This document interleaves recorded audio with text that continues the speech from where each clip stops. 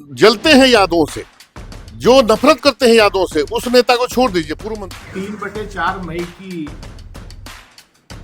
घटना है। 4 तारीख के सुबह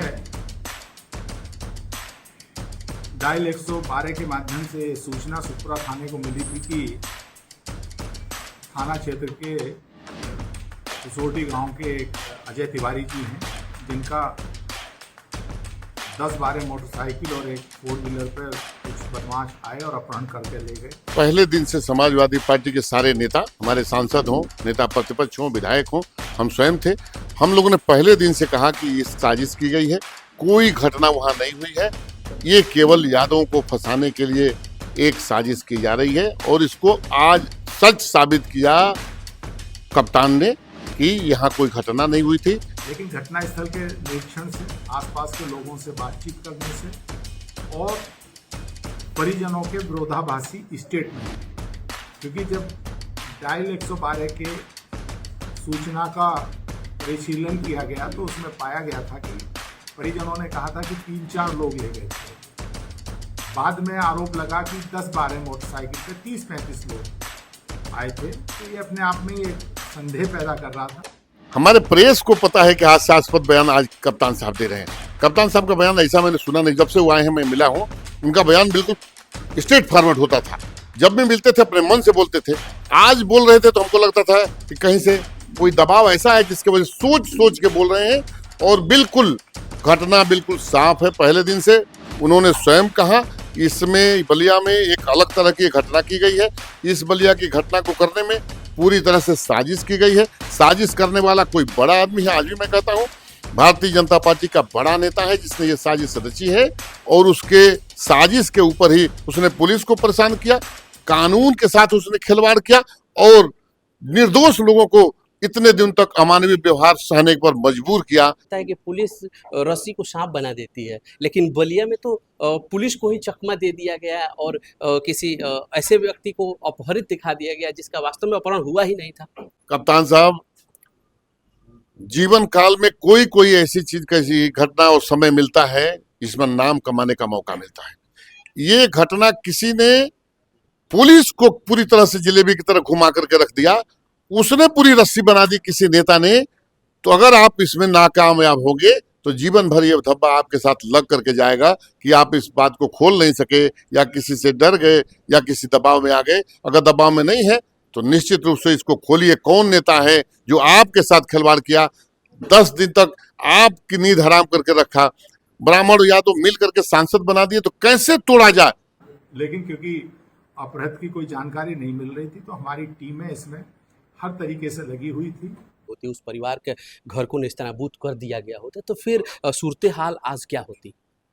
अगर आप बुलडोजर भेज देते विधायिका जी के कहने पर, टूट जाता उसका घर। इतने दिन तक तो वो परेशान रहे बेचारे थाने में, और टूट जाता घर। अब आज क्या मुंह दिखाते। कल शाम को जब हम कार्यालय में बैठे हुए थे तो एक सज्जन आए, बदहवास की स्थिति में थे। जब उनसे पूछा तो उनके द्वारा बताया गया अपना नाम अजय तिवारी।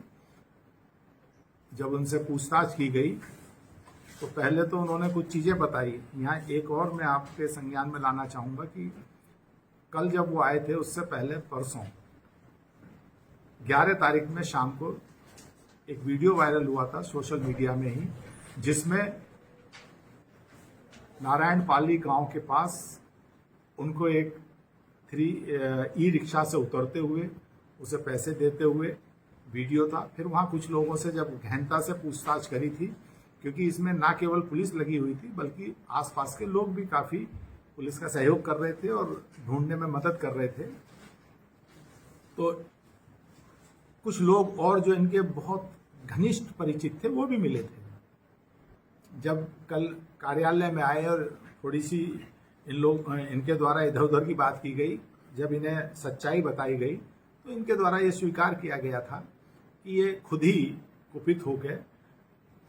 इन्हें ये लग रहा था कि वो जेल नहीं गए 29/30, लेकिन उसमें जो वैधानिक कार्रवाई थी वो पुलिस द्वारा की गई थी, उसी से कुपित होकर ये रात में चले गए थे।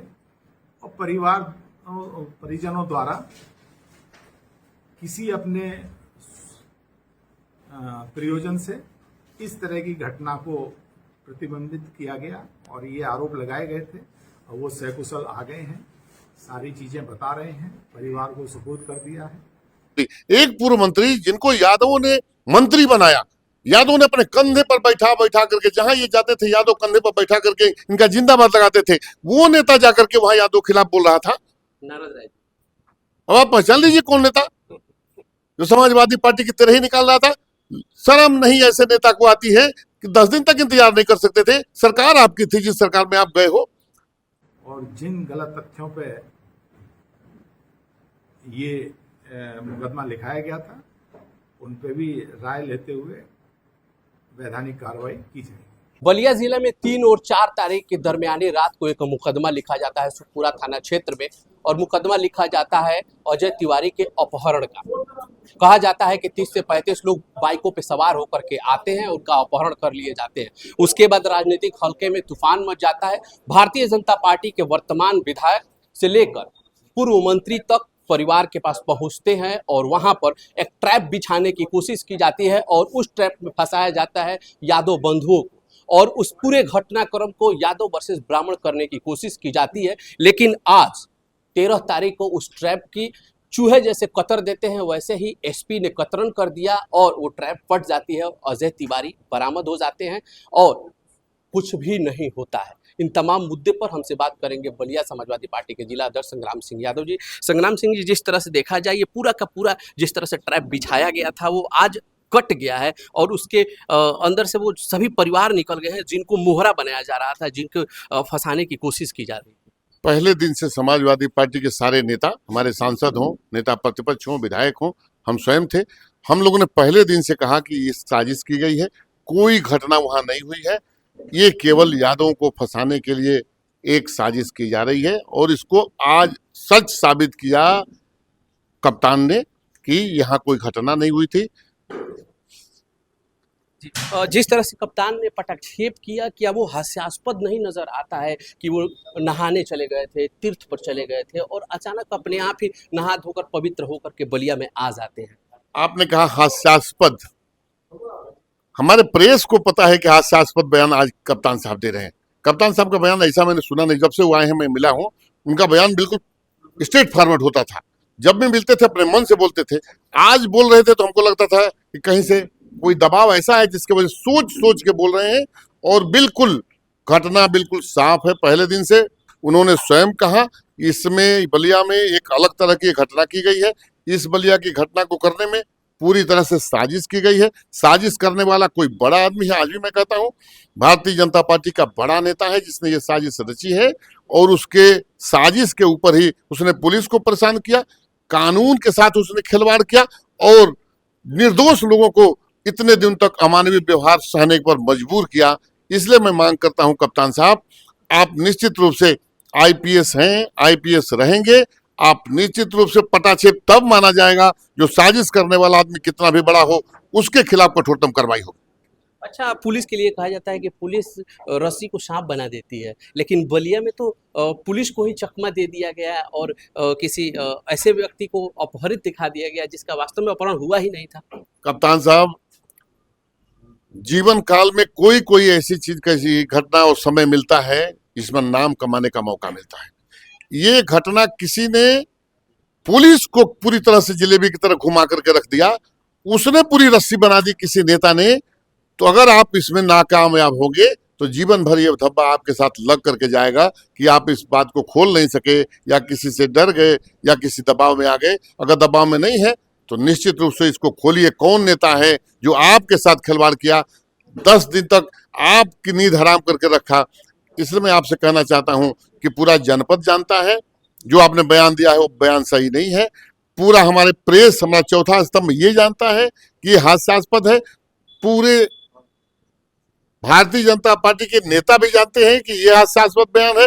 केवल किसी को या भारतीय जनता पार्टी की छवि को बचाने के लिए यह बयान दिया गया है, वरना ये सबको पता है कि किसी बड़े नेता की यह साजिश थी और उसके तहत पूरा मुकदमा लिखवाया गया और लोगों को फंसाने का काम किया गया। और जो लोग बिल्कुल निर्दोष थे उनके साथ अमानवीय कार्रवाई करने पर पुलिस को मजबूर किया गया। इसमें एक नेता शामिल थे या कई लोगों ने भी? जो शामिल हो, मैं कहता हूं जो भी शामिल हो, ये काम पुलिस का है। मैं कोई आईबी और सीबीआई का इंचार्ज नहीं, मैं एक राजनेता हूं। मैं ये नहीं कहता कि मैं कहूं उसी को मान लीजिए।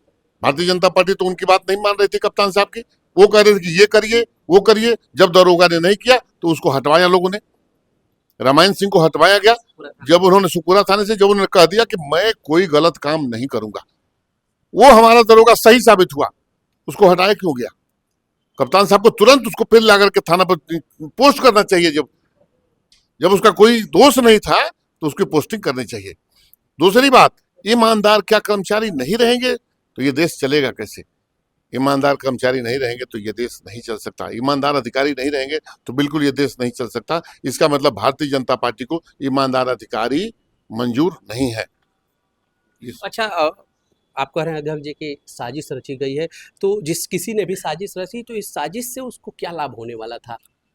भारतीय जनता पार्टी बौखलाई है। 24 के चुनाव में आपसे बता दूं, सभी समाज के लोगों ने समाजवादी पार्टी को वोट दे करके और इस प्रदेश में एक नंबर की पार्टी बना दिया। उसी दिन से किसी किसी विधानसभा में अपने अपने तरह से नेता लोग साजिशें रच रहे हैं। इसमें भी एक साजिश रची गई, यादव और ब्राह्मण कैसे एक मिल करके और एक ब्राह्मण को सांसद बना दिए। सनातन पांडे जी यहाँ सांसद हो गए। पहले दिन से सनातन पांडे जी के खिलाफ इतने शब्द लिखे गए, आपने देखा होगा। विधायक के खिलाफ शब्द लिखे गए। आज जो शब्द लिखा वो वापस होगा क्या? एक तीर चल गई, वो तीर वापस होने वाली है। ब्राह्मण और यादव मिल करके सांसद बना दिए, तो कैसे तोड़ा जाए? भारतीय जनता पार्टी ऐसे साजिश करके और लोगों को अंग्रेजों की तरह बांटो और राज करो की तरह से कार्रवाई करती है। उसी का एक नेता ने अपना प्रयोग किया कि यहाँ यादवों को और ब्राह्मण को अलग किया जाए, और उसमें वो नाकाम साबित हुआ। जिस तरह से बुलडोजर चलाने की बात की जा रही थी विधायिका जी के द्वारा, फिर गालियों का भी प्रयोग किया जा रहा था, अगर वो कार्रवाई हो गई होती, उस परिवार के घर को नेस्तनाबूद कर दिया गया होता, तो फिर सूरत हाल आज क्या होती? यही मैं पूछना चाहता हूँ इस सरकार से कि किसी के कहने पर किसी के घर पर तुरंत आप बुलडोजर भेज देते हैं। अगर आप बुलडोजर भेज देते विधायिका जी के कहने पर, टूट जाता उसका घर। इतने दिन तक तो वो परेशान रहे बेचारे थाने में, और टूट जाता घर। अब आज क्या मुंह दिखाते, तो पता चलता कोई घटना हुई नहीं। तो कम से कम समय तो दीजिए, प्रशासन को समय दीजिए, कोर्ट को समय दीजिए, कोर्ट को फैसला करने दीजिए, संविधान के तहत देश को चलाने का काम कीजिए। ये तो हम कह रहे हैं कि बाबा साहब के संविधान के तहत ये देश भारतीय जनता पार्टी नहीं चलने दे रही है। भारतीय जनता पार्टी के ऊपर से नीचे तक का नेता इस तरह की साजिशें कर रहा है, तो सोचिए ये लोकतंत्र और संविधान के साथ भी मजाक हो रहा है, कानून के साथ मजाक हो रहा है। कानून के साथ मजाक करने वाले, संविधान के साथ मजाक करने वाले नेता के खिलाफ कठोरतम कार्रवाई होगी, तब जाकर के न्याय लगेगा, वरना यह न्याय नहीं है। जी, तो इन साजिशों का पर्दाफाश हो, इसके लिए सपा क्या करने वाली है? साजिशों का पर्दाफाश नहीं हुआ तो समाजवादी पार्टी बहुत बड़ा आंदोलन इस जनपद में करेगी। ये घोषणा मैं आज आपके सामने कर रहा हूं। समाजवादी पार्टी बहुत बड़ा आंदोलन करेगी। ये इसी तरह से भारतीय जनता पार्टी के नेताओं के साजिश पर अगर पुलिस चलेगी तो ये अब समाजवादी पार्टी चलने नहीं देगी। समाजवादी पार्टी बहुत बड़ा आंदोलन इस जनपद में करेगी। ये घोषणा मैं आज कर रहा हूँ जिला अध्यक्ष के नाते। और चलते चलते मैं आपसे जानूंगा, जिस तरह से उस परिवार को प्रताड़ित किया गया, क्या अब पुलिस और वो नेता जिन्होंने शब्दों के बाण चलाए अपनी बोली से या फिर नारों से या जिस जिस माध्यम से हो सकता है, उस परिवार को जाहिर सी बात है कि बहुत क्षति पहुंची है, सामाजिक तौर पर भी, आर्थिक तौर पर भी और फिजिकली भी, तो क्या ये लोग माफी मांगेंगे? उस परिवार से माफी भी मांगना चाहिए, और ये लौटा तो नहीं सकते। उस परिवार का मानवीय जो उनके साथ व्यवहार हुआ है उसको ये लौटा नहीं सकते। मैं इनको जो जलते हैं यादों से, जो नफरत करते हैं यादवों से, उस नेता को छोड़ दीजिए। पूर्व मंत्री, एक पूर्व मंत्री जिनको यादवों ने मंत्री बनाया, यादवों ने अपने कंधे पर बैठा करके, जहां ये जाते थे यादव कंधे पर बैठा करके इनका जिंदाबाद लगाते थे, वो नेता जाकर के वहां यादव खिलाफ बोल रहा था।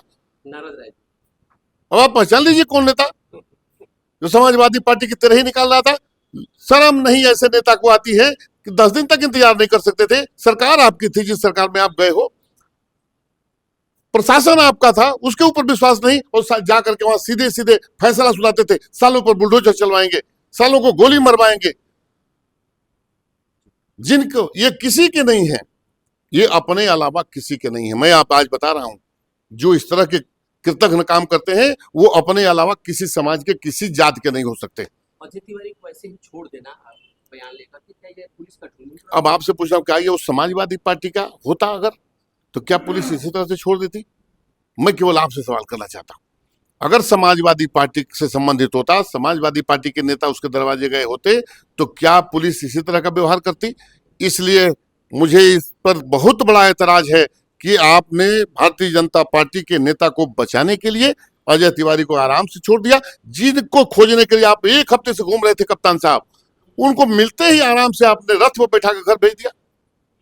अरे उनसे पूछते कि कौन सा नेता आपके साथ शामिल था कि इस कानून को दुरुपयोग करने का काम किया? कौन सा वो नेता शामिल था जिसने हमें पुलिस को ही चकमा देता रहा? उन आई विटनेस का क्या होगा जिन्होंने अपहरण होते हुए देखा था? जो आई विटनेस नहीं, उनके बेटे हैं आई विटनेस। फिर तो उनके उन्होंने बयान दिया उस पर कि मेरे पिताजी को मुझे मार करके उठा लोग ले गए। उनका खिलाफ क्या होगा? जो गवाह बने थे उनके खिलाफ क्या होगा? जो साजिश रचे थे उनके खिलाफ क्या होगा? कप्तान साहब, नहीं कार्रवाई करेंगे कप्तान साहब तो ये आपके नौकरी पर ये धब्बा होगा। Thank you. तो ये थे बलिया समाजवादी पार्टी जिला अध्यक्ष संग्राम सिंह यादव, जिन्होंने स्पष्ट रूप से बता दिया कि ये पूरी की पूरी घुसौटी का जो कांड हुआ था, ये पूरा का पूरा एक ट्रैप था, जो यादव परिवार को बदनाम करने के लिए और अपनी राजनीतिक छवि को चमकाने के लिए एक ट्रैप की तरह यूज किया गया था और इसे बिछाया गया था।